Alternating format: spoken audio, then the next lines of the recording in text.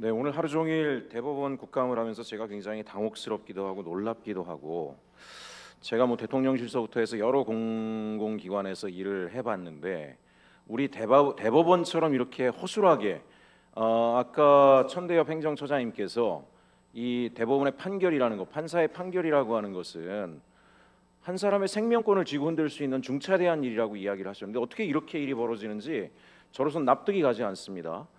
보통 일반적인 모든 공공기관이 그렇지만 하다못해 인사와 관련된 결정을 하든 아니면 입찰을 하든 만약에 과열돼 있거나 또는 민감할 수 있는 인사들이 입찰에 참여하거나 인사에 올라오게 되면 통상 어떻게 합니까?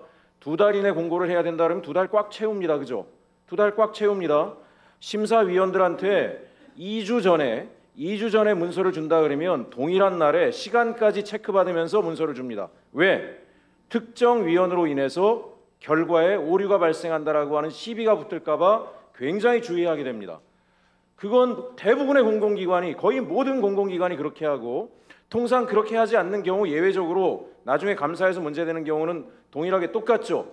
기관장이 패스트트랙을 쓰는 경우에 특정인에게 유리한 결정을 하기 위해서 그런 통상적인 절차를 넘어섰다가 나중에 문제가 되는 경우가 있지만, 그렇지 않은 경우에 실무자들은, 이 뒤에 있는 실무자들은 그 원칙을 철저하게 지키려고 합니다. 그건 공직자로서의 기본적인 마인드잖아요. 근데 지금 저는 납득이 안 가는 게, 어떻게 이 중차대한 그 결정에 대해서 수용성의 문제가 굉장히 큰 사건이죠. 저는 지금 오늘 상황들을 보면서 지금 우리 대법원에 있는 대법관분들 중에 혹시 물어보겠습니다. 그렇게 일을 진행하는데 이의 제기한 대법관 한 명도 없었습니까? 그래서 이제 전원화의 판결에 이례적으로 절차 진행에 대한 다수 소수 의견이 두 분이 그런 취지의 의견, 이의를 사실은 판결문 통해서 제시하신 것이라고 볼 수 있겠습니다. 판결문 전에 이의 제기한 사람 없었습니까? 그 부분은 심리에 관한 부분이어서 제가 따로 알 수가 없습니다.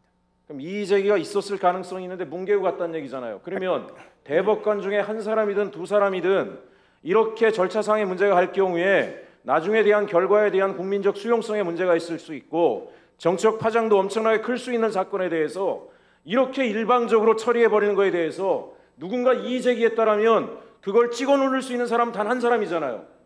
대법원장. 결론적으로 제가 볼 땐 조희대 대법원장이 이걸 이례적인 방식으로 결정하겠다는 의지를 가지고 찍어 눌러서 했다라는 결론밖에 나지 않습니다. 존경하는 위원장님, 저는 국정감사가 이 상태로 끝나서는 안 될 것 같다는 생각이 듭니다.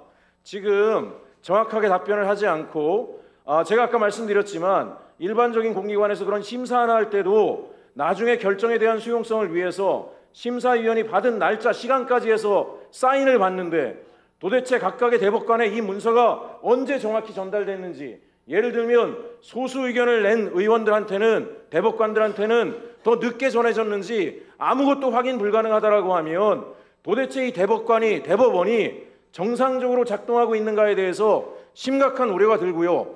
그리고 거기에 대해서 우리 대법관들에 대해서 서면으로라도 그 절차상의 흠결에 대해서 지적을 한 바가 있는지에 대해서도 물어볼 필요가 있고요. 또 한 가지는 각 여기 실무부서에 있는 모든 실무라인 사람들을 증인으로 불러서 국감에서 개별적으로 다 질의를 해야 된다라고 생각합니다. 이 부분에 대해서 위원장님 각별히 고려해 주실 것을 부탁드립니다. 이상입니다.